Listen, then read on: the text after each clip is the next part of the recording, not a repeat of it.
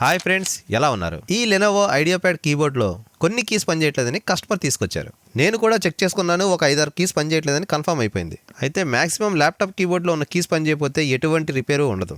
కాకపోతే ఈ Lenovo IdeaPad కీబోర్డ్లు మార్చాలంటే పెద్ద యుద్ధమే చేయాలి. అంటే నా ఉద్దేశం ల్యాప్టాప్ మొత్తం డిసెసెంబుల్ చేయాలి. ముందుగా బ్యాక్ ప్యానల్ స్క్రూస్ని అన్స్క్రూ చేసి ప్యానల్ రిమూవ్ చేయాలి. తర్వాత బ్యాటరీ డిస్కనెక్ట్ చేయాలి.